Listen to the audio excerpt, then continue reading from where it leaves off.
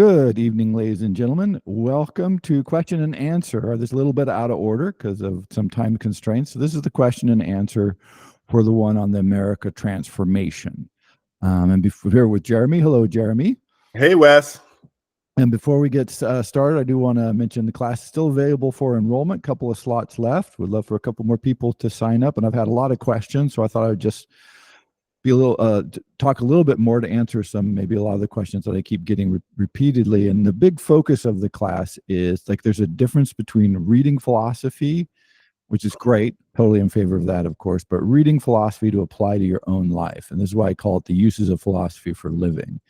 And it's not really like answers, but it is a process that you go through to sort of understand like where your thinking is, why people are interested in philosophy, and then kind of how that applies to their own life, and then how they can use philosophy and their own interest in philosophy to kind of give that feedback to them that people generally find to be exceptionally helpful. So again, it's all the information is on my website. I'll put a link down below, and thanks to everybody who has signed up and the people who have been asking questions.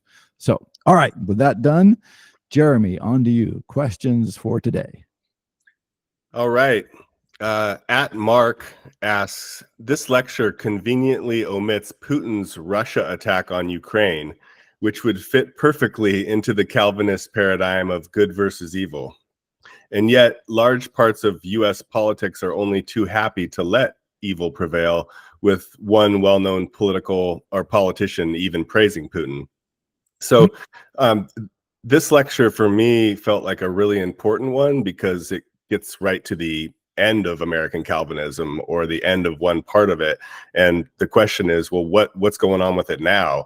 And this is one of the kind of a typical question that came up in this session, which was, how is American Calvinism expressed in post-American Calvinism?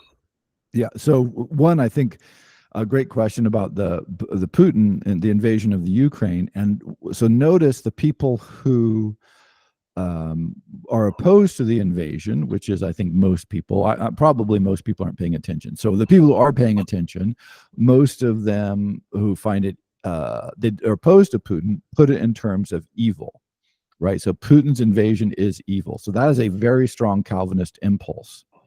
And then the people who are not opposed to it or think, oh, this is good, or actually pro-Putin, then they try to put this in terms of, no, this is actually a good thing.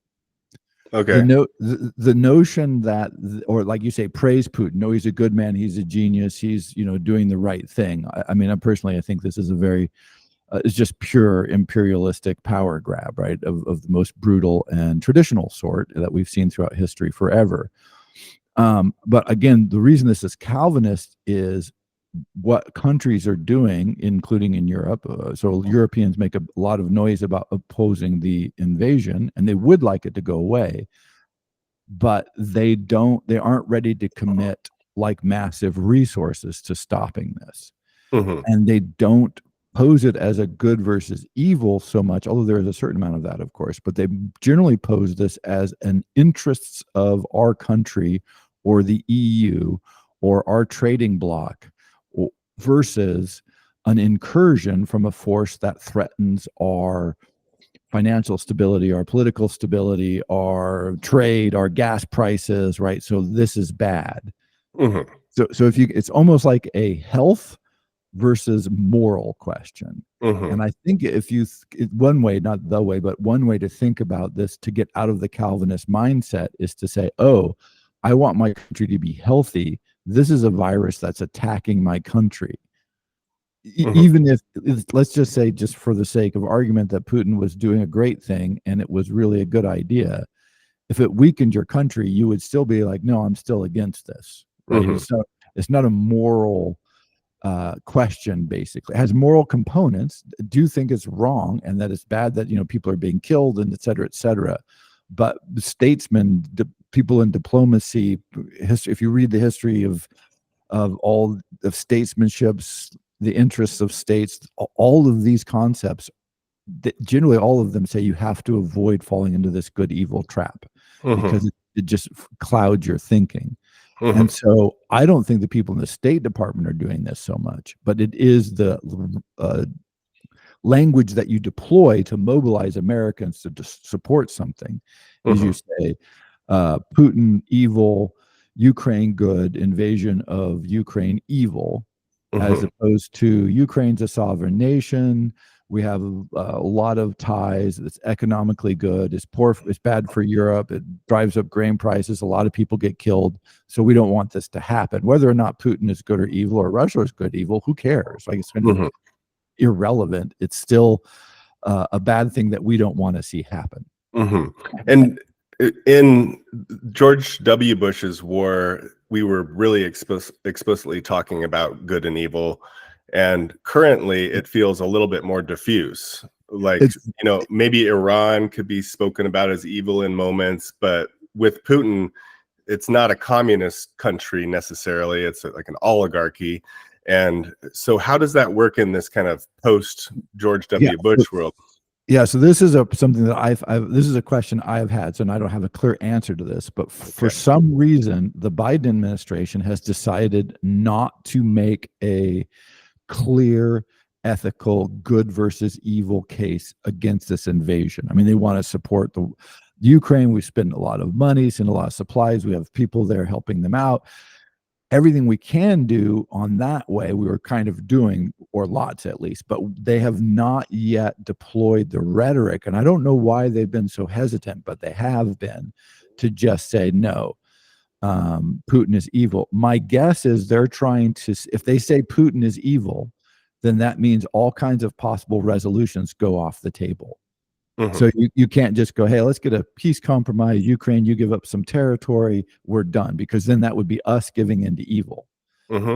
So that's my guess, but I don't know. But if they did come out and say, oh no, this is evil, Putin is evil, we've got to stop this evil regime from doing this, then that would constrain the responses that they would be able to have to end the war. That's my guess, again, but I am not sure. Yeah, and some more questions that had to do with the end of American Calvinism after 1991.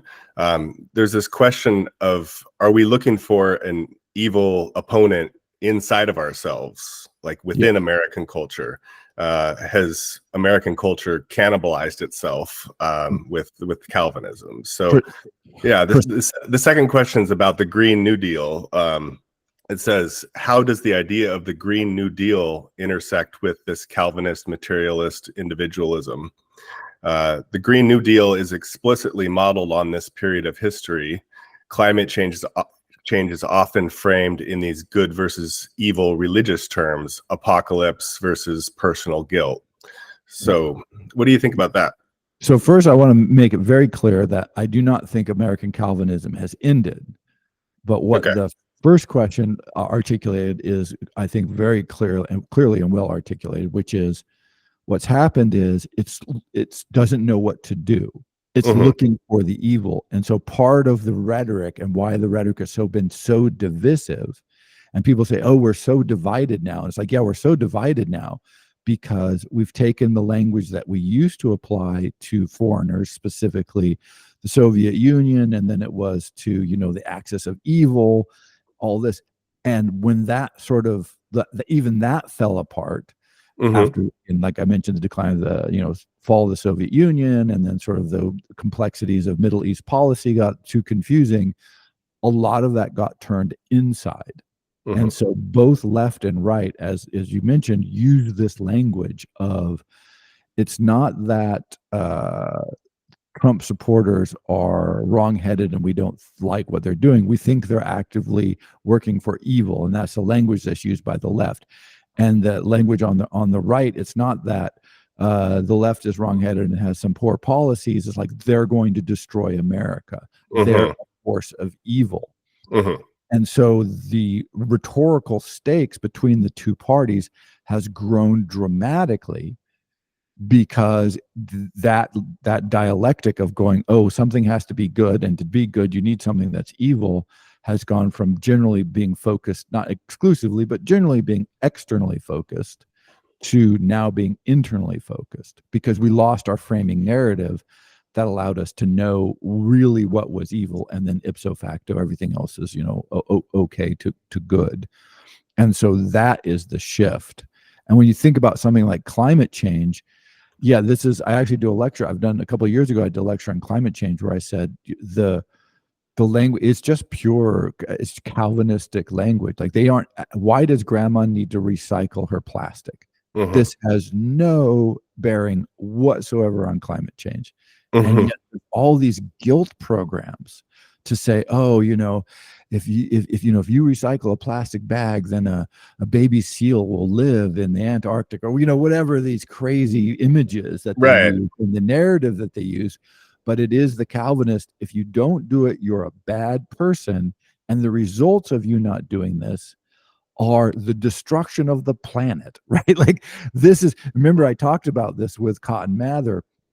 And the reason you have to burn witches is because it's not that they're bad. That's fine. Everybody knows witches are bad. We don't have to worry about that. But if you allow a witch to be in your community, then God will destroy your community utterly. Mm-hmm. And this is just precisely the rhetoric of global warming, at least in the United States, where it's deployed as the question said, and as you said, as an apocalyptic struggle. Mm-hmm. Right? It's like we're all going to die, or we all have to live lives that are free of sin, right? But sin Right. in this case is defined as environmental actions of various kinds. And the real like upsetting thing to me is this leads policy people consistently in the United States and other like this. Germany did this too, which I think is interesting because heavily Protestant, obviously Calvinist country in a lot of ways. And England does this, United States does this. So when they come up with an environmental policy, it's almost always punitive. Raise gas prices, put new restrictions on things, force people to do stuff rather than being encouraging, right? So you say, oh, if you don't recycle, we're going to fine you. Mm-hmm. Or you could say, hey, we're going to weigh your recycling and give you $1 for every pound you recycle. Mm-hmm. It's the same policy goal. Yeah. Right. But it's almost invariably done in this just threatening, punitive way. Mm-hmm. And so why, but it is because you're sinning. Because we continue, you're doing something wrong, you're a bad person, and now you have to repent and you have to suffer for your repenting. Mm-hmm. And if you don't suffer, then did you really repent? Like, is Mm-hmm. that, this kind of language and rhetoric. And so I would ask people, I would like to run these experiments. Anytime you see an environmental policy that is being suggested, first ask, is this something that says limit, restrict, constrain, punish, fine, put your words in there, or is it one that gives encouraging, gives incentives, make people feel better, tells people they're a good person? And if not, if it is on the evil side or the sinning side, which it almost invariably will be, say, is there a way to achieve this same goal by doing it with a good incentive than a bad one? And I'll give a concrete example. I know that's kind of vague, but during the great financial crisis, there was this program called Cash for Clunkers. It was basically the only popular thing that came out of the financial crisis. And the idea was like, if you turn in your old used car, it had to be so old, we'll give you I forget, we being the government, will give you like $6,000 or something, way more than book value. Uh-huh. And the idea was we'll get all of these highly polluting, horribly gas inefficient cars off the road, Mm-hmm. often unsafe, and we'll give people money so that they can get a newer car, even a new used car that uses way less fuel, is much more reliable, and is environmentally friendly. People love this program because who are the people who are driving around in old, leaky, inefficient cars? On average, quite poor. Mm-hmm. And so it was a great incentive so that poor people could get cars that ran cleaner, more fuel efficient, and they're just great. So this worked on every level. People loved this idea. In England, they wanted to do something like this for London, and they just like, we don't want all these cars coming into London because there's too much pollution in London. So they said, we're going to pass this thing where You have to pay a tax if you don't have a car that has a sufficiently modern engine. Mm-hmm. And so, like, okay, the further you go out from London, the less expensive it gets to live. Mm-hmm. And so poor people, relatively poor people, right, working class people tend to live further out. So they have to commute in, but they also have the worst cars because ipso facto, they're often, the less well-off people in society. So it was a tax that punished poor The people, poor. the Yeah. poor or the working poor who are trying to get by. This is the only car they can afford. They got to commute into the city because they can't afford a townhouse and, et cetera, et cetera. And it's same goal. And unsurprisingly, it was a wildly unpopular plan. Like lots and lots of people hated this idea because they were like, "What? You're just taxing me. You're just putting this huge tax on me." Yeah.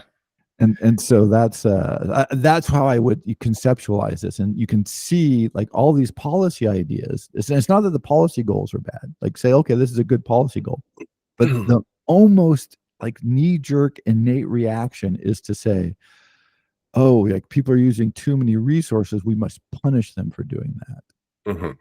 not reward them for using less, Mm-hmm. or encourage them to switch or something like that. And that dovetails with the second part of the New Deal question, or the Green New Deal question. It says, on the other hand, environmental action can also conflict with materialism and individualism. Would a Green New Deal have the potential to transform culture, or is it doomed to some kind of failure or mutation? And I don't so think it's by it conflicting with materialism, I think she means that we might have to give things up to kind of respect the natural world. yeah. So I was just talking about, again, give things up, right? So that's the language, right? We have to give up, we have to stop, we have to, right? I think if you use that language, it is doomed more or less. Mm-hmm. Because if you tell people no, they go, well, why no, right? But I was just talking to somebody about this, and he was at a science conference, and all the big at MIT, and all of the big scientists working on actual global warming were saying it's global warming is super easy to solve as a technical problem. But what it really is a social problem, right? And unfortunately, we're scientists and we don't know how to solve social problems, right? So it's an easy technical problem, a hard social problem. Mm-hmm. And again, imagine you did this, right? Imagine you incentivized it this way and said, all right, America, here's how much carbon we produce every year. If we reduce the amount of carbon we produce, we will give that in the form of a tax rebate to every American or something like this, right? Just this very strong incentive-based system. And people would be like, oh, I'm not giving something up, I'm getting something. Mm-hmm. It could be money, it could be something else. That's just one off the top of my head in this moment. But so people might change and they might give things up, but if they think of it as a swap, like if I want pizza, I give up money, they give me pizza. I think this is a great deal. Mm-hmm. If I have to give up the money and I don't get pizza, I don't think it's a great deal. So if these policies and these goals can be sold and presented and function as a whole bunch of me getting pizza, then everybody goes, I love pizza. Look, I do this and I get pizza. That's spectacular, right? Like, yay, it's such a win. By the way, you can't get pizza in France. So it was topical. I was thinking about this earlier today. I really love a good piece of real American style pizza. But, Mm-hmm. And you go, but we don't get upset when we give people money for pizza, even though we are giving something up, because we think of it as a good trade-off that we win because we like Mm-hmm. pizza. And so if you can make everything about getting pizza, yay. The problem there is, for a Calvinist culture like our own, is it's, again, we want people to suffer. We want them to know they've been doing wrong, admit it, and then force them to do something right, as Mm-hmm. opposed to saying, hey, you're doing great.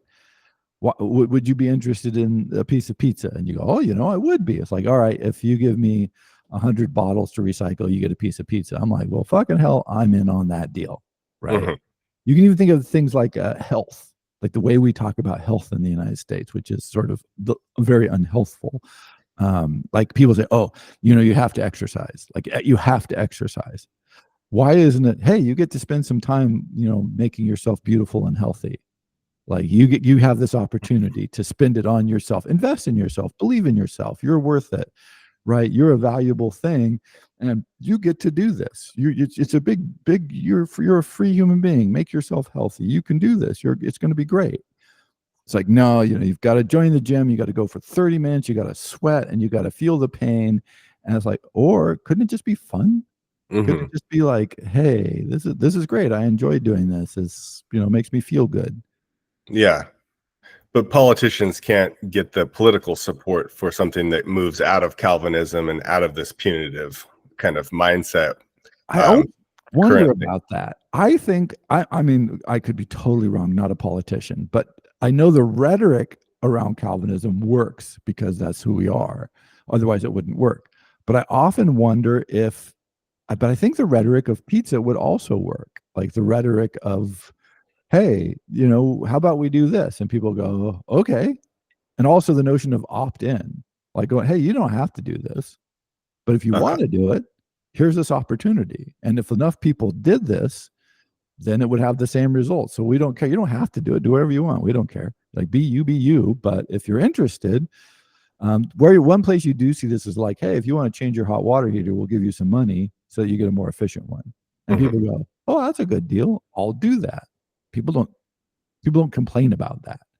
So Hmm. it's not that this doesn't exist at all. It's just in the rhetoric of the culture, both from the government in general and often from, I mean, wow, the environmental movement is so far down the rabbit hole on the Calvinistic language that I have a hard time even paying attention to them because I find it so frustrating and to me, it's such a lack of thinking and lack of creativity and lack of sort of insight that I really get frustrated with the environment. I mean, I'm for it. Like, hey, let's have a Green New Deal. Let's make this happen. But you can't just yell at people that the world is going to end because they're sinners. Uh-huh. Which is what they do. Right. At Bronx Guy Anise asked something about basically wokeism, and it's a similar question to the Green New Deal question, but more in a personal social context. So it says, one thing I noticed was that America has a duality when it's referring to moral issues. With social issues like the woke movement, either you're racist or you're anti-racist, and that duality, there's no middle ground, Yeah. which makes sense in that racism, there isn't a moral middle ground with racism per se, but the way it's played out, it's like, are you anti-racist or are you racist? So I think he's Yeah. No, asking about that. yeah. And I think one way to think about this, I was, again, just thinking about this the other day. I may actually talk about it, but it's controversial. I don't like to do controversial things. But if you think about the whole transgendered thing about wokeism, Mm-hmm. um, if someone is transgendered, they are by definition good, right? So you have to defend them. You have to defend transgendered people because they're good people. I'm like, no, they can be assholes. You can be a transgendered racist asshole, right? Because you're human. They're human. Like any human, like all human beings come in all. It's like the African American Trump supporters, right? Mm-hmm. Like that, people are like, well, how can you do that? That's like, oh, he's such a racist, and they're like supporting a racist, and you're like, right. So you can, because they're humans, right? And what happens is when you want to pitch things as good versus evil, and you say, oh, well, they must, if transgender people are good people, you have to support them. It's like, I can support the idea of the transgender rights. I don't have to think, I have to support them because they could be assholes, right?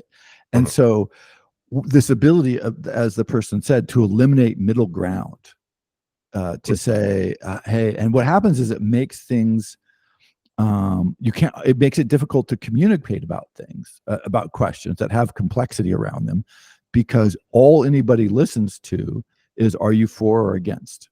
Mm-hmm. And if I think it's a good idea, I'm for it. If you're against it, then you're evil. So I'm not going to listen to you. And you might just say, hey, I'm confused about the whole issue. I have reservations. I don't know. I haven't thought about it. I really haven't encountered this problem, so I don't have any experience with it. Right? You can make this whole list of reasons where you're like, man, I don't know. I mean, Yeah. but again, like with the racist thing, it's like, oh well, one of I mean, race is such a complex it's such a stupid concept, basically. And so they just had Richie Sunak was the prime minister of England, and they kept saying that he was the first Asian prime minister of England. And I thought, oh, that's fascinating, because we would never in the United States say he's Asian, because he's Indian descent. He's from India, the subcontinent of India. And so we don't call those people Asians. And so the stereotypes we have of Indian people and the stereotypes we have of Asian people tend to be different. And so, but in England, it's Asian. He's an Asian. Like he's like Chinese. And we'd be like, oh, he's not like Chinese. That's completely different, right? And so the fact that there's this bizarre, conflicting never land of what does it mean to be race and like what, no, you can't do that. You have to say whatever race is, no, you can't. I'm opposed to it. Or like, no, it's true. Whatever they say about whatever these people are, no, it's true, and I'm for it. And I think even more subtly, which is a question I've raised before, is couldn't you be a generally good person who supports transgendered rights and is a member of their community and is just like a racist asshole? Right? Like, isn't that possible? I'm sure it's possible.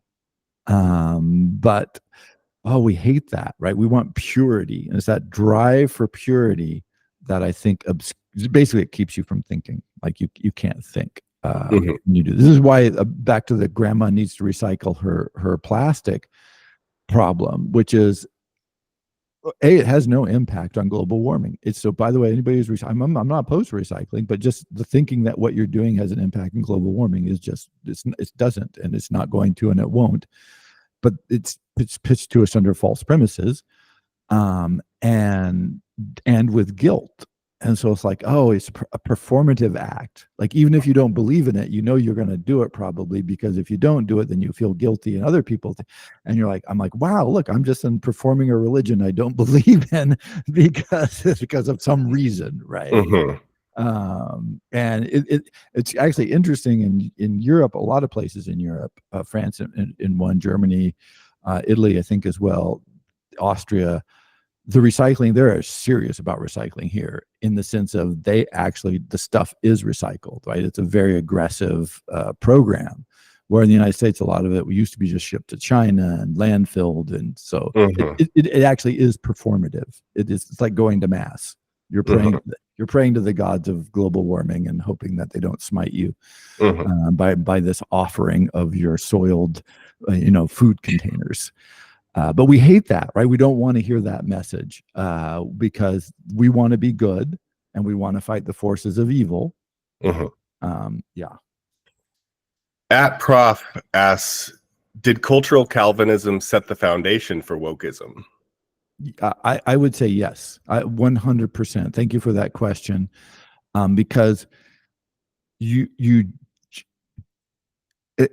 can't start trying to have this moral clarity of good people and bad people and evil people if you do not have that strong drive for good versus evil. And here's where it manifests itself, is bad college texts. So all over colleges in the United States, certain like novels from history, the famous novels, globally famous novels, have more or less, their teaching has been greatly reduced or stopped, because people are like, oh, well, they have bad language in them, they have bad portrayal of women, they're written by bad people. And it's like, well, that's just pure Calvinism, right? You have to get rid of the bad texts because they're disturbing and they're upsetting. And it's just, censorship coming from the other direction. And so that drive to have a pure experience, I don't want to even be exposed to things, because if I'm exposed to bad things, my purity, again, this is why you have to get rid of witches. Witches expose your community to evil influences. And then God, you don't like have a bad day. You don't get a headache. You don't have a nightmare. God smites you unto dust. Right? Like, so the threat is so great that you have to take these dramatic actions to keep it from happening. And that mind. If you don't have that mindset, then you can go, oh, that's an awful book. I don't want to read it. I wish I didn't have to take a test on it, but whatever. But it is this notion that I'm being infected in some way, that I'm getting this evil narrative that's getting in my mind, and so on and so forth. So yes, I would say 100%. So when you see these purity drives to try and eliminate benign influences, this is kind of what you're up against. Mm-hmm. At Y Vincent asked a question about grind set culture, and I'm going to define that real fast. It's grind set focuses on working constantly to achieve professional power and financial gain to the exclusion of pretty much everything else in life. Mm-hmm. So the question here is there something about the Calvinistic idea that personal sacrifice is equal to moral righteousness? Yes. Once again, yes. This is the notion of sacrifice and work being rewarded. So this is why people love to look busy in the United States, even if they aren't busy. So the concept of busy work and bullshit jobs and all this stuff that you've probably heard about. But underlying this is this notion of, oh, if somebody says, oh, I'm so busy, I'm just overworked, like my calendar is over full. What they're saying is like, I'm an important, valuable person, and I'm really a good member of society. So that notion, that productivity and grind, you get up early, attack the day, all those suckers, all the sheeps are sleeping in. You could get up at 4 a.m. and, be out there already getting ahead. Mm-hmm. Is pervasive and highly Calvinist, because the notion is that goodness and moral rightness is rewarded by God in Calvinism. Now, lots of religions and a lot of even Christian religions do not believe this. They're like, no, the world is round. By the way, if you've ever read Job, the book of Job in the Old Testament, right? His entire family is killed randomly for no reason. God even says there's no reason to kill his family, kills him anyway. But it is this long meditation on good things happen to bad people. But Calvinism says, no, the just are rewarded on earth. And so if you want your reward, be just. How do you be just? You grind, you work, you succeed, you make money. And this is proof of your moral upstandingness and acceptance. And this is why people listen to wealthy people. Right, in the United States, like, oh, you see all these headlines and stories and magazine articles and stuff, whatever. Wherever you look, you're going to see like, oh, random billionaire says the following. And it's like, who the fuck cares what a billionaire says? There's no evidence that billionaires have any unique insight into anything, except for, if they've made their money in a particular field, maybe they have knowledge in that particular field. So fair enough. But that's the same thing as, football player says this about football. Great. Let's listen to them because they probably know something about football. But football player says something about Sino-Asian Pacific relationships. And you're like, what? No, why would I listen to a linebacker about? But if you're a billionaire, then billionaire says, da, da, da. I'm like, ooh. Yeah. And I thought this was a good question, because in previous lectures we talked about the prosperity doctrine, but I hadn't really heard that much about the personal sacrifice part.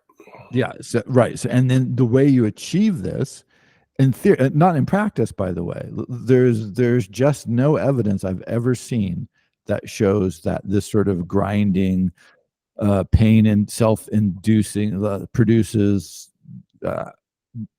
outstanding results. There just doesn't seem to be this case. So like, again, I mentioned this movie Whiplash that people tried to make me watch, which just basically says this. But a lot of the musicians I've talked to just say, oh, I really like playing music. I enjoy playing music. Look at all the big bands, the 70s, 80s, 90s, like a bunch of drunks, often partying, taking drugs and playing music and making money and getting chicks. And like, where was the grind? Like, oh, we got up at 4 a.m. and, went on fasts. And no, they didn't. They were like shooting heroin and up for 4 days and, getting arrested and in jail and getting bailed out. And then their album went multi-platinum and they made, whatever. Just like, okay, like, where's the Calvinist grind, right?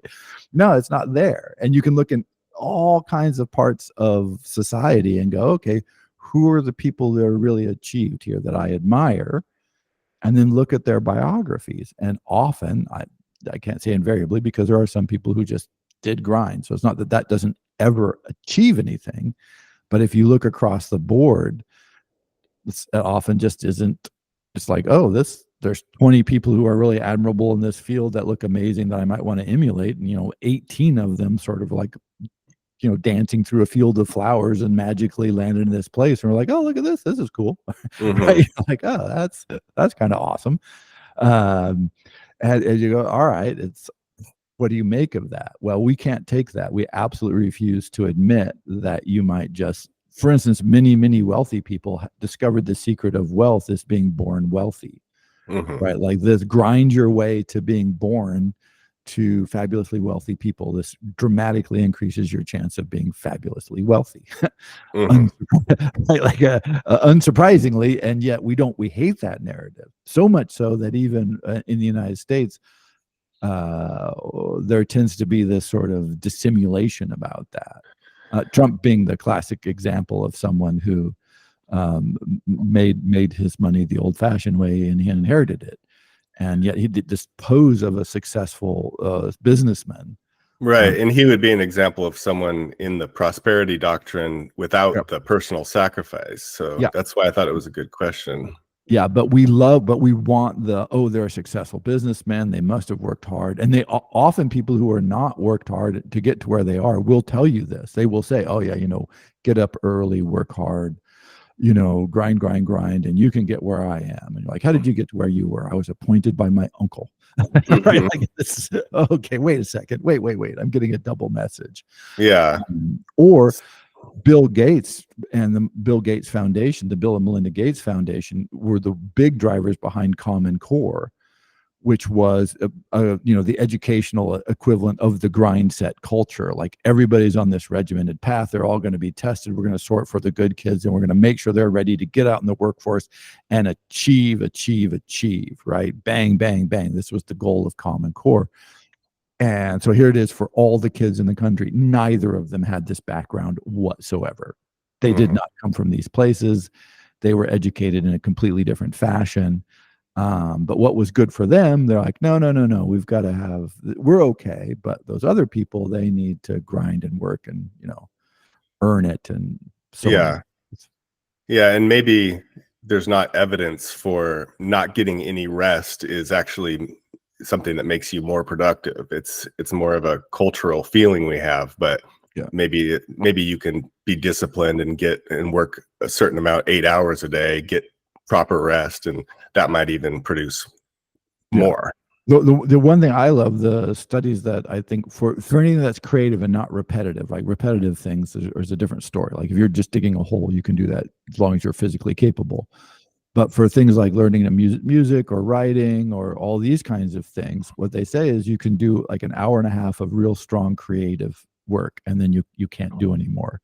And if you get rest and do everything appropriately, you can do up to 2 hour-and-a-half sessions a day. There you go.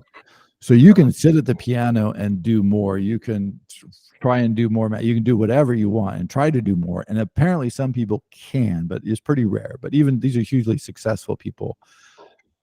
But it's just not productive, right? And so now you're just killing time. You're praying to a false god. Okay. Like, and I think we all know this to a certain extent, where you go, okay, I'm learning, and you're learning, and pretty soon you're like not learning, right? You're not, but you're like, I feel like I should keep going, or I said I was going to do 3 hours, so I'm going to do 3 hours, and the last 45 minutes are just fucking. And maybe too much of a tangent on this, but I just had this experience because, of course, I'm desperately trying to learn French, which is a foreign language for sure. And I was working on pronunciation, which is key. And I'd been reading, so I'm reading from a French book out loud with a French tutor, and she corrects me as I make mistakes. And I was doing that for about 50 minutes when my mind just turned to mush. And I'm like, okay, we just have to take a break, because I can keep making noise, but I'm not learning. I can't even, my mind is just gone, it's shut down. So let's just take a break. And we took a break. We did some other stuff, came back, did about another 30 minutes. And I was like, okay, that's it. I mean, I can make noises, but I'm just not learning anymore. I can feel myself just shutting down. Mm-hmm. And so, but if we said, hey, do a good solid hour and a half a day and then just, hang out on the beach and drink beers and you'll be fine. Like, this is not an okay message. Mm-hmm. At Robert H asks a question about, could we actually turn our American Calvinism onto real moral issues like poverty or injustice? So we have this system for making something good and something evil. What if we aligned it with actually evil things? We've tried this, the Great Society program, for instance.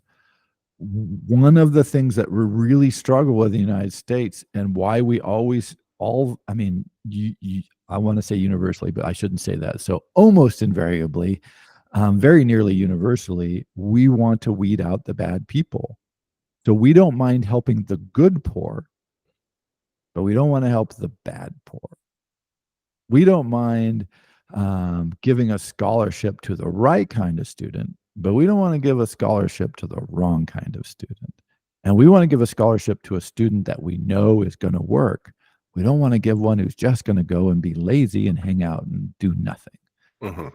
Right. And so like trying to address poverty by sorting the good people from the bad people, that is like, this is just couldn't be any more pure Calvinism. Mm-hmm. And again, example comparative, during the pandemic, they just mailed people checks. And it turns out that what really reduces poverty is mailing people checks. Mm-hmm. And so you're like, oh, just mail poor people checks, then they have money. This isn't like, hey, check that out. But we can't do that because, but some of them are lazy poor who could get jobs. Like, sure, absolutely, 100%, but they don't, and they're not. So why do we want them to still be poor? And then we say, well, if you just give people money for nothing, then no one will work. Oh, by the way, there's zero evidence of this in human history. Like, people love to work. People love to do stuff. Like this, maybe, in fact, if you look at the environmental problems, we like to do too much. Right? Our problem is not inactivity. This is not the human species' great constraint is not that we never do anything. It's like, good Lord, there are hyperactive, dangerous species. And so you're going, right. But no, because people are sinners, people are bad. Mm-hmm. And so you have to, discipline them. And if you just give bad people money, they do bad things, and that ruins it for everybody else. And again, lots of other countries in Europe, if you're unemployed or poor, they just give you money in a house. They give it to everybody. Mm-hmm. The country still runs. People go to work, people get jobs, people go to college so they can get jobs. And you're like, oh. Mm-hmm. And some lazy, poor people who could work absolutely 100%, just go, look, I get a couple of bucks every month. I get an apartment. I'm good. I don't need to do any work. You're like, okay. And for us, they're like, no, that's wrong. Mm-hmm. Right? They need to be out working. And it's like, yeah, proving their worth, contributing to society. It's the whole Calvinist. It's just pure city on the hill stuff. Yeah, and it seems like the two previous questions about the Green New Deal and racism are attempts at turning Calvinism on actually evil issues. Yeah. On evils that we perceive as being as being this. I mean, racism being one of the classic examples, because they're the wrong people, right? This is fundamentally in the United States, racism exposes itself as like welfare mothers. The language around welfare mothers to fight funding for poor people was, it was code for Black women with children, and we don't want to give them money because they're the wrong people, right? They're the bad people. So all this stuff mixes together. Mm-hmm. And part of the problem with this that I've always never quite been able to understand is like, okay, yeah, let's say we hate Black single mothers, like, just fine, great, that's cool. What about their kids? They didn't do anything, right? Mm-hmm. The kids they haven't done anything wrong. Why shouldn't we at least just say, hey, we've got to give the kids a bunch of money, either through their parents or through some other means, because why should they suffer? Sins of the parents. Mhm. Sins of the fathers will be passed down by generations. So if you were really a good person, you would have been born to those parents, right? It's like, so I mean, it really is. I hate to say it over and over again, but it is just 17th century Calvinists and its extension into the modern world in like a terrifying way. Yeah. At Soth asks, what is interesting about this massive American productive capacity that won World War II is that it evaporated within the next few decades after the war was won. U.S. started to generate huge current account deficits by the 70s. Is that true that the productivity dropped after the war? It wasn't a productivity drop. It was a change in basically a change in economy from one that was based on industrial production into what we might call a more uh, the whatever you call it, modern economy, information economy. That shift was underway roughly in the dates that the person outlines. And so you can look at a lot of companies like the big railway companies just stopped investing in rail, steel, and repair and all this because they found it was like, oh, if we have $100 million to invest, we do a lot better if we put it in bonds and in forex trading and in computer systems and like all this other stuff. Mm-hmm. And so if you look at our total output of cars or anything like this, yeah, eventually they do start to drop. But it wasn't a big drop in productivity per se. It was a big drop in the way that we decided to invest and the way we started to do relations with like Japan. And so, yeah, that was a major shift, but it was kind of a shift in the kind of economy we thought we wanted. And that was the future. But there's no evidence that when we want to produce shit, we can produce. We're globally competitive on any product. By the way, we're the second largest manufacturer in the world, and we're closing back up with China. We're catching China again. So it is possible within the next, foreseeable like decade, we would be returned to the world's largest producer, industrial producer and export power. So yeah, we never did lose our export capacity. We just didn't invest in it and care about it the way that we had for the preceding, 60 years, 50 years. Mm-hmm. And we have a bunch more questions, but I think we're running pretty short on time. I'll let you keep an eye on the clock for me. I'll ask one more question at least. So at Trenton Gothier asked kind of a funny question. Basically, he's saying that in college, one of our jokes was always referencing that we won the war. Like, what are you doing this weekend? Celebrating our victory of World War II. Or lay me off, we won the war. So there, another person talked about Gorbachev warning George Bush Sr. To not celebrate the massive victory and how dangerous that would appear to everyone in Europe and other places. So what about our kind of victory lap kind of attitude toward World War II? Yes. Yes, I would agree with this. One is I never knew who we is. Like I did very little fighting during World War II. I think you probably played a relatively minor role yourself, although I don't know. Perhaps you were very active. And so it's a weird cultural notion, right? I mean, definitely our society participated historically in this activity.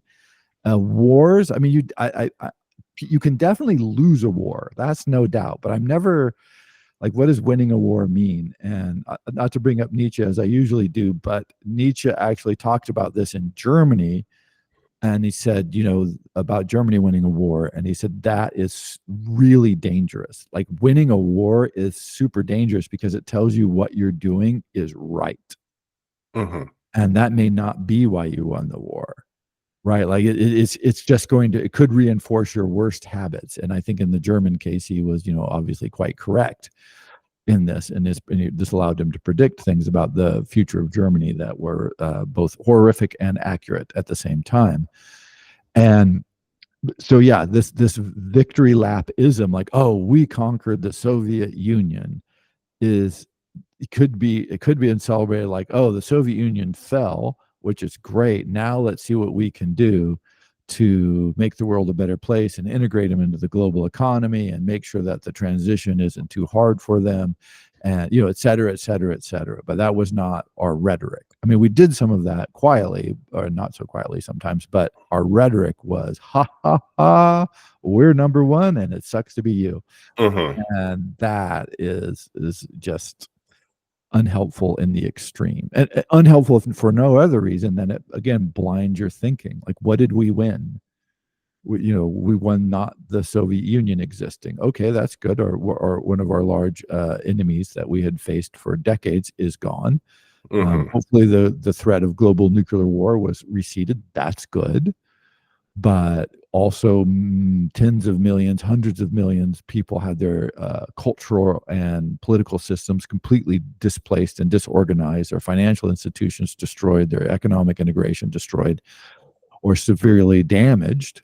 Do we have a responsibility for that? Like, should we move in and go, oh, well, wow, we run Russia, right? Like, this is, by the way, for the invasion of Iraq, this is what many critics from the region said. Like, okay, you're going to take Iraq. What are you winning? You win Iraq. What the hell are you going to do with it, right? Like, it's good luck with Iraq. Like, all the regional people were like, oh yeah, you won Iraq? Huh, knock yourselves out. And we found out that no, we didn't really want Iraq at all. So we won. And we're like, woo, we're number one again. But yeah, that triumphalism is always a dangerous sign. And by the way, you can compare this to George Bush Sr., who they went in, they had a very clear definition of what they wanted to accomplish. They did this, they put a no-fly zone in, and they pulled out. They're like, I mean, they did say we won, but it was just there's very small goals. We have very clearly defined exit. We know what we're trying to do. We're not trying to overthrow the world. We're not fighting evil. This is just, these are our allies. We need to protect them. We're going to do that because this is important to the United States geopolitical interests. Done. So that, I mean, there was some of the rhetoric, of course, but if you look at what they did and how they framed it, it was very much smaller, on a much smaller scale, very more conservative, small c, in the sense of, this isn't a fight of good versus evil. This is, and people get upset by that. They're like, oh, this is just geopolitical interests. And it's like, well, it's a country. What is it? It's like a tiger just eating. Well, it's just eating that deer because it's hungry. And it's like, yeah, that's right. Exactly. Yes, right. It's like, yeah, states have geopolitical interests and they pursue them. And so people always say, no, there's got to be this moral, patina over it. But yeah, but take the weekend off because we won the war. Absolutely. I believe that 100%. Let's do one more there, Jeremy. What's one more there? Okay.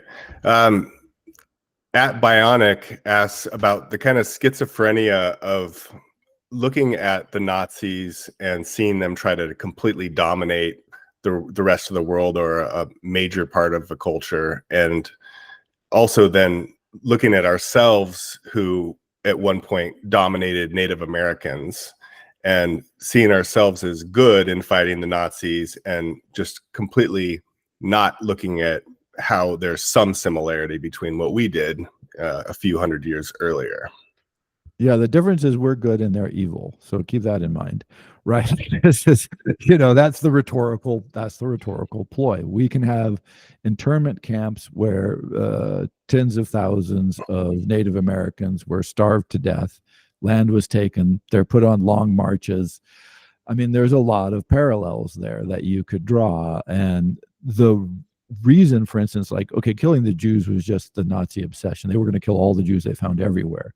But when they rolled into Russia, part of the plan was to depopulate Russia for Lebensraum, so that there was room. It was the equivalent of manifest destiny and Western expansion. This is what the invasion of Russia was all about. I mean, this was not a secret. Like, this was speeches and maps were being put up, and you were being told that, oh, we're going to conquer Russia, and you're going to be able to get a huge swath of land, and every German farmer is going to be a wealthy, landed baron, et cetera, et cetera. This was the specific language of the invasion, particularly of Russia. And so that's why when they got to Russia, they just started exterminating everybody and chasing them off the land. And because Stalin wasn't hugely popular. This was one of Mhm. the historically, and so there, counterfactual. But if the Nazis had come in and gone, "Hey, we're here to help. We're going to liberate you from communism. We're going to give you back your farm.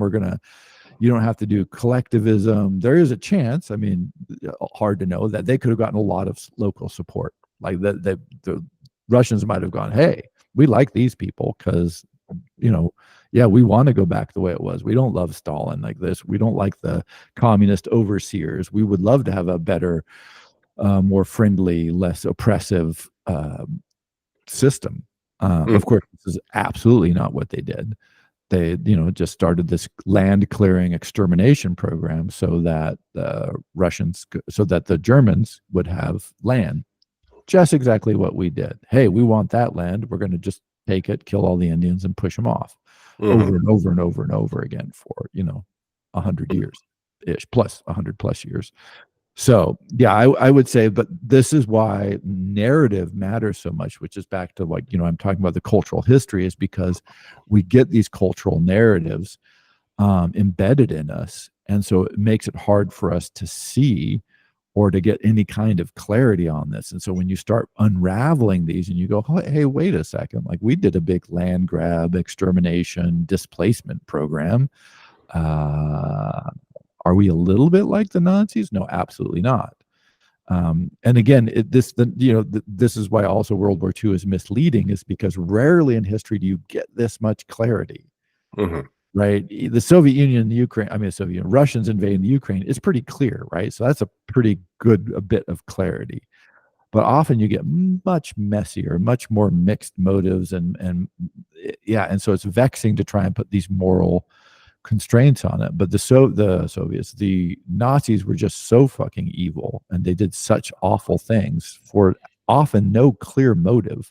I mean, the hating the Jews, again, I've said this before, but it's worth bearing in mind, makes no sense because there's almost no Jews in Germany, Mhm. right? It was pure, hey, there's a couple of witches around. If we don't kill them, everything is ruined ism. It had that very, very strong hint to it. And so it was really unmotivated. It was just this need to have the other to label as evil so that you could be good and powerful and then implement your programs. And so, yeah, so and again, to reiterate from earlier, I absolutely do not think Calvinism is done. I think, as the person suggested, that part of the divisiveness of our society currently in the United States is this search for that clarity, the search for the evil people, the need to signal that we are the good people and they are the bad people. And last example on that, I guess, is the masking debate. Like the government felt compelled to order everybody to mask rather than to ask. So that's a problem, I would say. And then so then this quickly became a question of whose side are you on? So it had nothing to do with public health. I mean, wearing masks, potentially helpful with public health, but the drive and feelings about doing it and so on and so forth was definitely became a signal of what team I'm on, Mhm. right? Like I want to be on the good team, not on the bad team. And so if I'm on the good team that wears masks, then I'm going to wear a mask, and everybody's going to know I'm wearing a mask, and people are going to see me wearing a mask, even when you're not even needing to wear a mask, right? All that kind of stuff happened. And I've asked, because I'm curious about this. I've been asking people in Europe and in France. They said, well, everybody was like, eh, eh, like we got to fill out the paper. We have to do what they say. But people were just more. There was zero like protesting, but it was just kind of like, okay, when can we just like leave us alone, right? Like there's this they said it was just not vexed like in the same way as the United States at all. They were just like, okay, fine, whatever. Uh-huh. The authorities weren't as pressy, and this population wasn't as divided, even though there are a huge anti-vax movement in France, but there always has been a huge anti-vax movement in France, weirdly. But that predated the pandemic. But even that didn't seem to be very divisive. They're like, yeah, okay, whatever. We're either not going to or going to, but your neighbors didn't hate each other, Mm. right? It didn't become this team A, team B, fighting it out to the death for who's good and who's evil. Mhm. And when you think of public health issues, that's kind of weird. However, again, not to just be repetitive on this, but I do think it's super important. If you think of witches as public health, and that's how they thought of it, then just ask yourself, would you want a bunch of unvaccinated, unmasked people going around coughing on everybody? God, no, we're not going to allow that because everybody will get the virus and die. Mm-hmm. That's why we have to burn them at the stake, right? That, again, it's not the health measures, it's not the implementation or the science, it's how the culture read all of this and the narrative that grew up around it so instantaneously that I think highlights just how far gone we are down that Calvinist materialist path. Mm-hmm. So, yeah. Well, thank you very much once again, Wes, and keep the questions coming in the comments for libertarianism. Yeah, thank you very much. And yeah, do on the libertarianism one. I'm very curious to see what people say about that, because I mentioned it in the lecture, and I know we're a bit out of order here, but like if you didn't believe anything I've said in this, which is fair, don't listen to me. Just go read some of the popular, documents on libertarianism, and it's 1 cup of individualism, 1 cup of materialist obsession, and 2 cups of Calvinism. Stir, bake for 50 minutes, and you get libertarian. I mean, it's just so absolutely. I mean, it's like, wow, could it be any clearer? I don't think so. And again, it's not that. It's that libertarianism resonates, right? It's not that we believe in libertarianism. It's that how do you live in a culture where it resonates only because of this. Like libertarianism in many places in the world doesn't resonate at all. It's just meaningless. It's not taken seriously, actually. It's just like NASCAR. Like it's people are like, well, we don't know, right? Like it's just people who don't know. Like, well, okay, fine. You guys have NASCAR. We don't care. Like libertarianism, fine. We don't take it seriously. We don't know what you're talking about, right? It just doesn't make sense to other people. But boy, it makes sense to us. So, yeah. All right, Jeremy, thanks very much. And I'll put a link below about the class if anybody's interested. And thank you for your time. And we'll have another good one. We'll have the libertarianism question and answer coming up next, and then we'll have another session. So thanks very much.